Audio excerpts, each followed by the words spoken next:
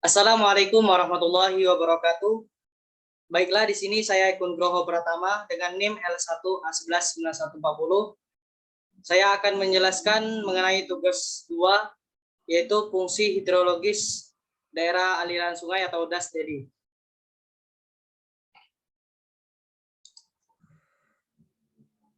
Yang pertama yaitu saya akan menjelaskan curah hujan.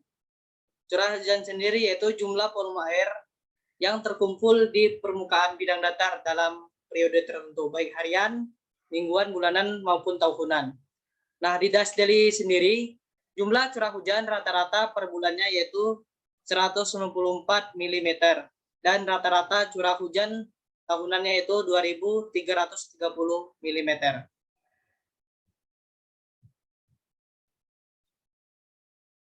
Yang kedua yaitu mengenai kondisi tutupan lahan.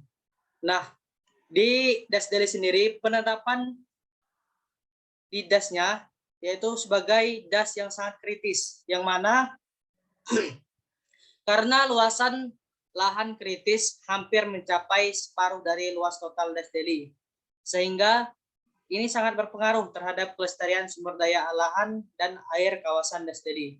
Nah, selain itu, aliran sungai tidak normal ini disebabkan menurunnya infiltrasi potensial. Nah, ditinjau dari aspek atau faktor penutupan lahan.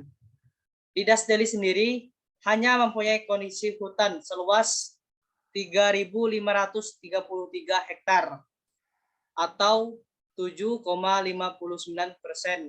dari total luas DAS DELI. Nah, ini sangat tidak ideal bila mengacu pada Undang-Undang Nomor 41 Tahun 1999 yang mana menyatakan luas hutan idealnya itu adalah 30% dari DAS.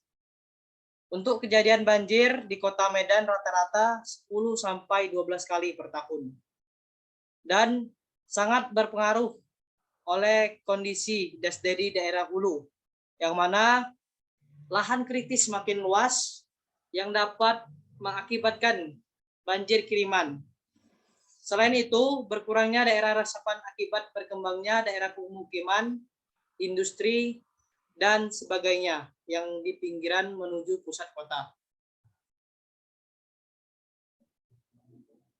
Poin ketiga yaitu kualitas air. Di DAS DELI sendiri, status mutu air atau nilai indeks pencemaran yaitu sangatlah buruk, yang mana disebabkan pertama limbah industri, logam berat, di mana di pinggiran sungai atau daerah aliran sungai di DAS DELI banyak pabrik-pabrik yang tidak sesuai dengan apa yang diharapkan.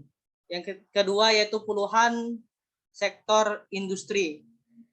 Dan yang ketiga yaitu limbah rumah tangga, di mana banyak masyarakat membuang sampah maupun limbah dari rumah tangga ke sungai atau daerah aliran sungai DAS DELI. Keempat, pembuangan massa. Di DAS DELI sendiri, pembuangan massa yang terjadi yang pertama yaitu banjir dan longsor areal perkotaan, karena disebabkan tutupan lahan yang di daerah DAS DELI semakin sedikit. Kedua yaitu penyusunan hutan di daerah hulu, yang mana ini disebabkan banyaknya illegal logging dan pembabatan hutan secara ilegal. Dan ketiga yaitu DAS kritis oleh alih fungsi lahan, di mana daerah DAS DELI ini banyak ditanami perkebunan seperti sawit dan lain sebagainya, sehingga DAS menjadi kritis. Poin kelima yaitu kondisi geologis. Dari hasil analisis klasifikasi kemiringan lereng DAS DELI, termasuk daerah landai, yang mana 41,3% dari luas daerahnya memiliki kemiringan lereng kelas 0-8%. Kemiringan tersebut yaitu kelas 4 dan 5 hanya 36,1%. Dan sisanya adalah kemiringan lereng kelas 2 dan 3. Lahan berupa hutan sekunder dijumpai pada bagian hulu DAS DELI, yaitu di daerah Sibolangit ke selatan. seluas 2.761,67 hektar atau sekitar 5,78% dari total luas Das Deli. Yang mana sehingga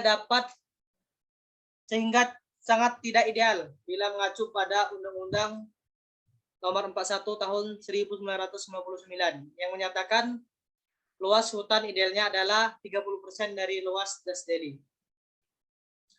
Mungkin itu penjelasan singkat dari presentasi saya. Kurang dan lebihnya mohon maaf dan sangat diharapkan untuk saran dari dosen pengampu mata kuliah pengelolaan DAS. Dan saya akhiri, wassalamualaikum warahmatullahi wabarakatuh.